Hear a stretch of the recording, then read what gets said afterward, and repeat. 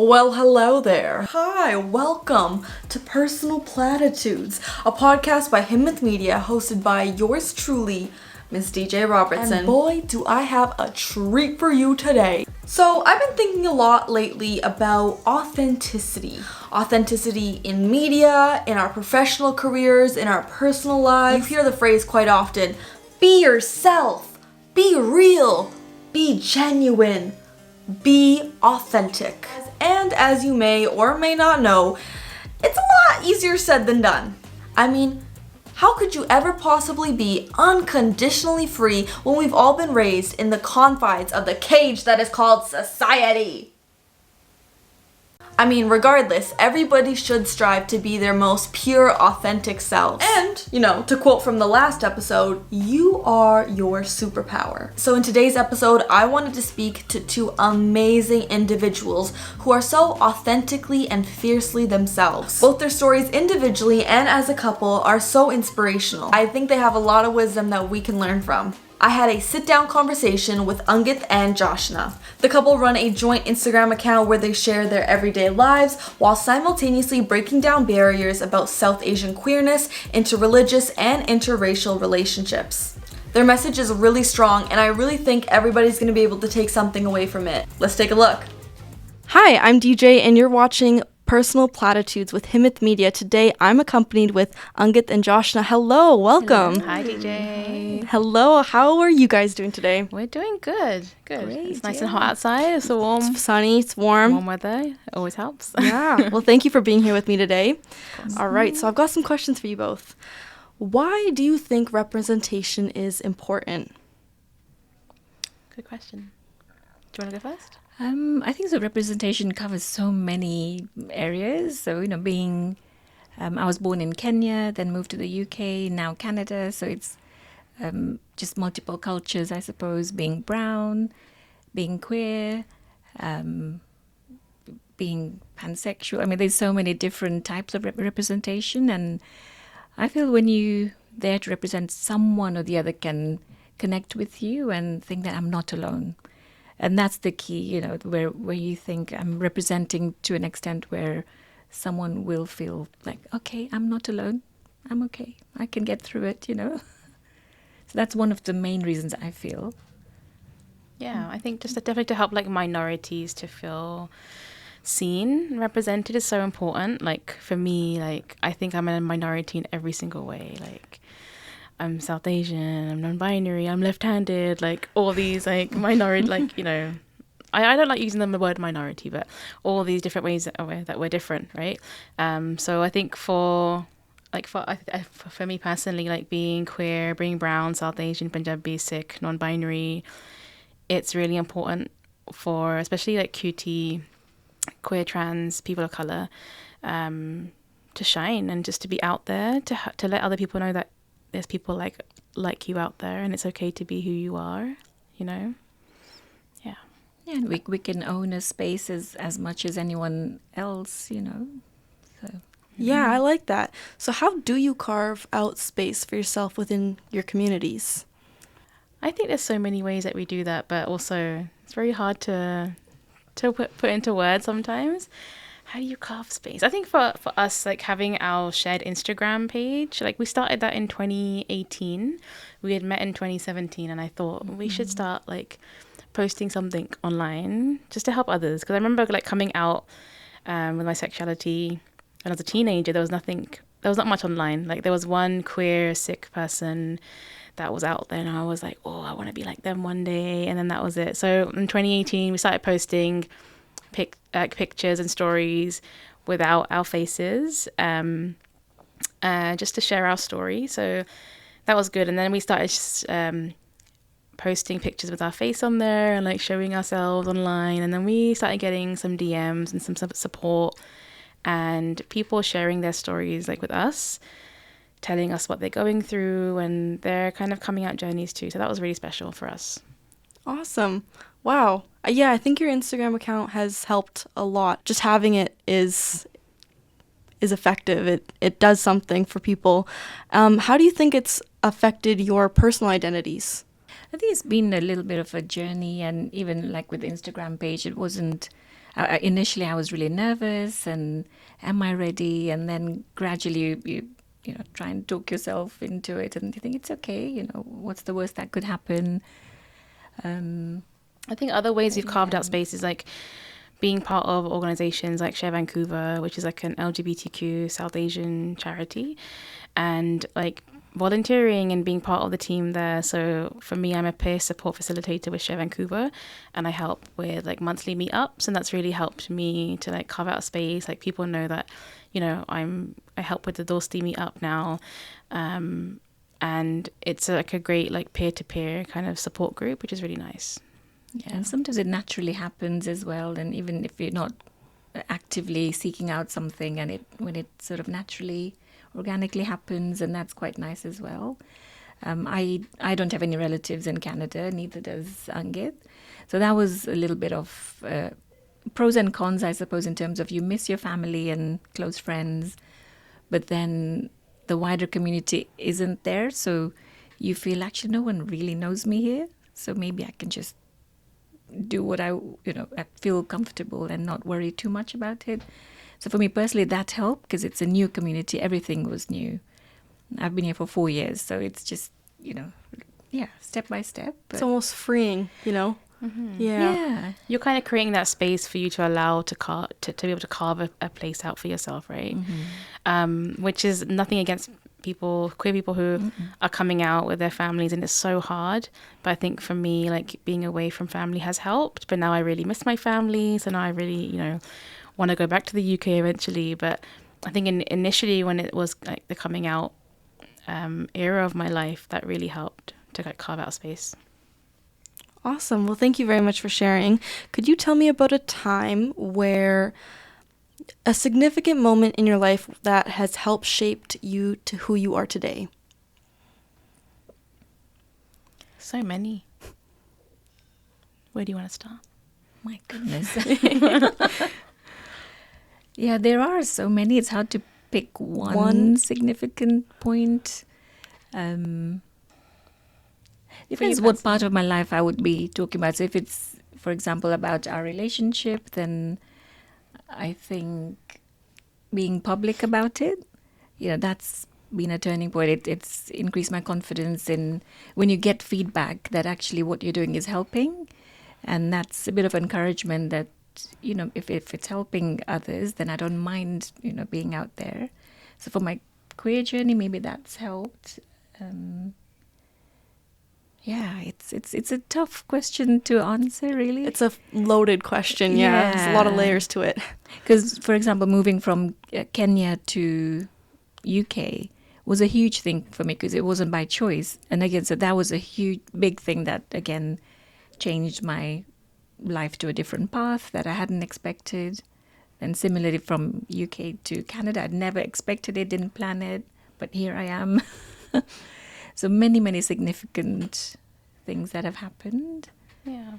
I think for me, like, it would be more related to my parents and my mom coming to accept Joshna as my wife and, like, accepting my sexuality too. And I think I went to visit my family in the UK in November 2021.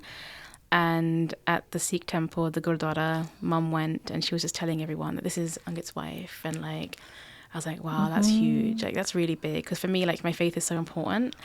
And to be comfortable with my sexuality in a Gurdwara was very, very epic for me. So, yeah, I think my mum and my parents have a big part to play with my significant journey, like, significant moments in my journey of coming out. And, like, yeah. Obviously, and marrying Joshna, our wedding day. Obviously. Oh, and you mentioned that at the Gurdwara and being accepted with your marriage and also your faith, how do you find acceptance within yourself? Have you had moments of struggling with that, having to come to terms with things? What is that process like? Definitely. I feel like for years, it was every day that process. Was it like...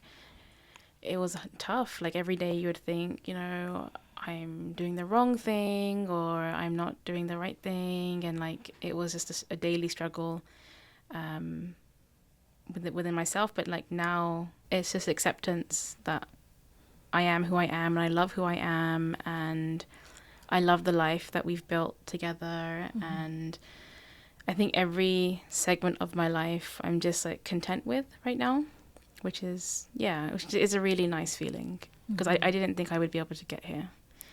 But I think getting here, it's tough just to give like one piece of advice, because it's like a daily struggle, right? Every day is like a new thing, a new thought, a new thing you have to kind of overcome, a new phrase or a new belief you have to tell yourself every day, kind of just to get to the next one, right?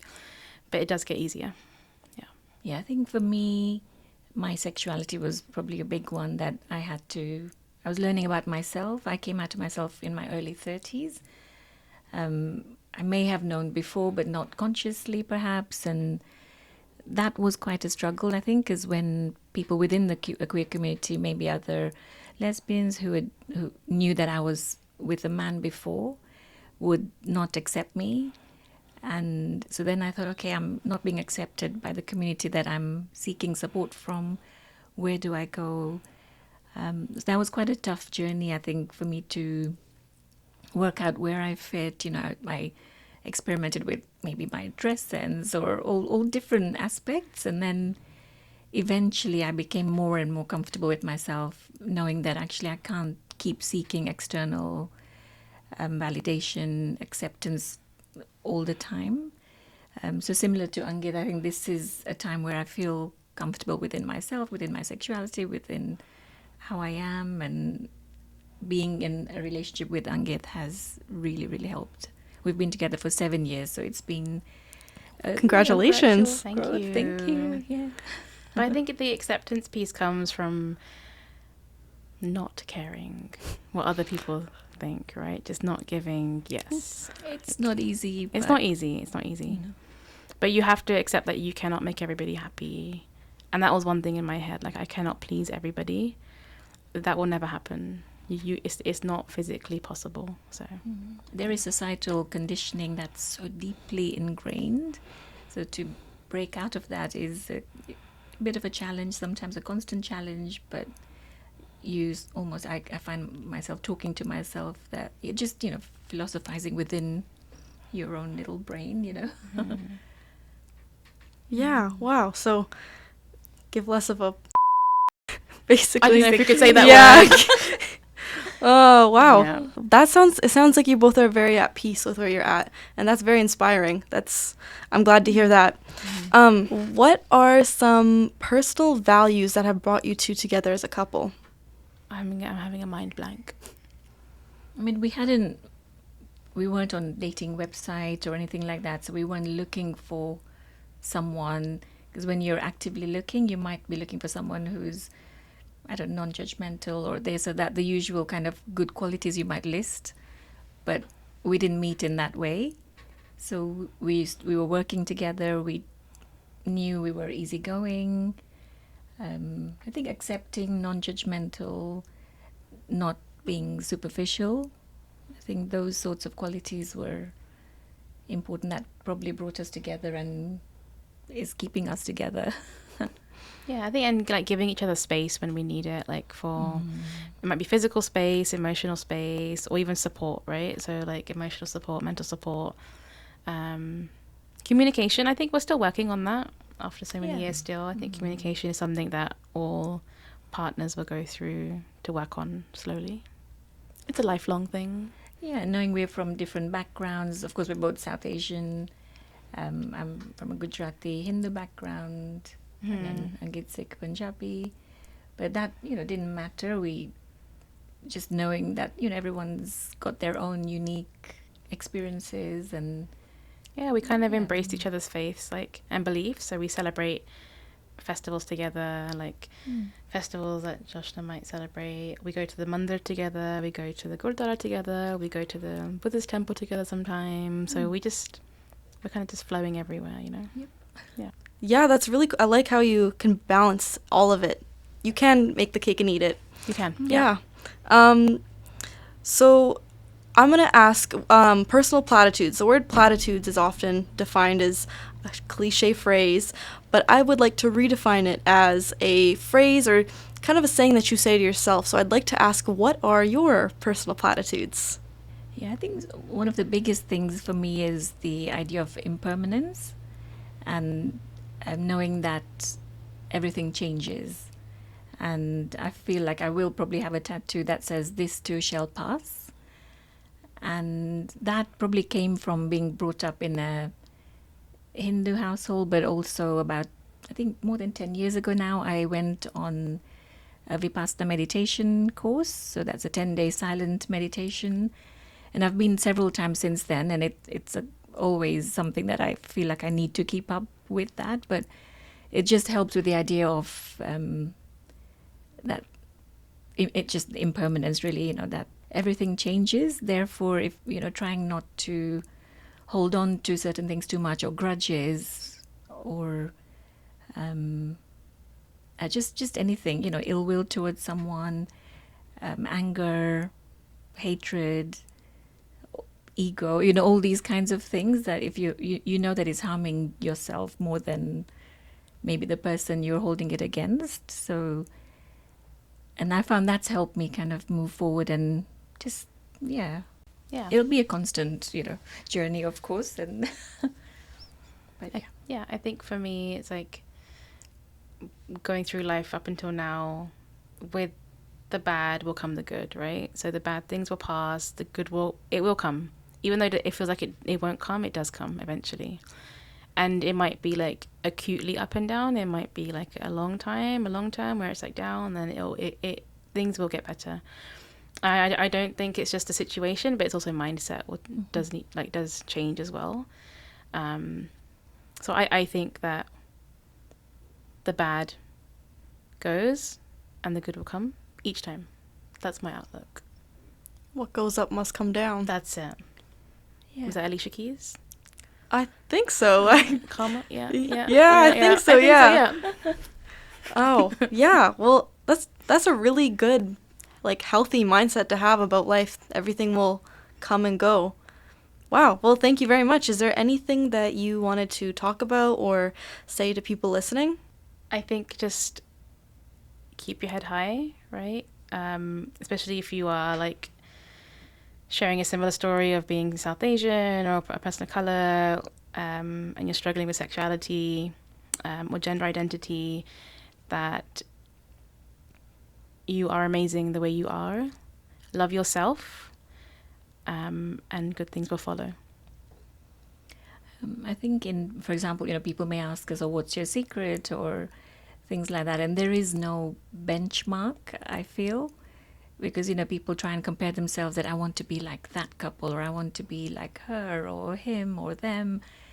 But I feel like there isn't a perfect benchmark for everyone. We're all so unique. So not trying to compare ourselves, but we can, of course, learn from each other. And we're always learning and growing with each other individually. Keep that growth going and moving forwards. Yeah, kind of be the example that you want to be for somebody else, right? Mm-hmm. Yeah. That was such an uplifting conversation. I'm so glad I had the opportunity to speak with them and to share it with you here now. One thing I thought was really interesting when Joshna brought up the theme of impermanence for her personal platitude, because if we rewind back to our last episode, that quiet voice in my ear that helps me get through, and it's "this too shall pass." And it's for everything, because when there's something good happening, I say "this too shall pass." So enjoy it, be here, fully receive it, right? And when something sad is going on or something hard is going on, it's just like, okay, this too shall pass. LADYB said the same thing. I definitely think it's a sign when phrases or certain words are repeated by many. My biggest takeaway from this episode was that in order to get to your most pure, authentic self, you have to continually and consciously work on your mind ecosystem to make sure you have a really healthy mindset, as well as to let others' perceptions of you kind of just melt away in order for you to make space so you can create the ways of your own world.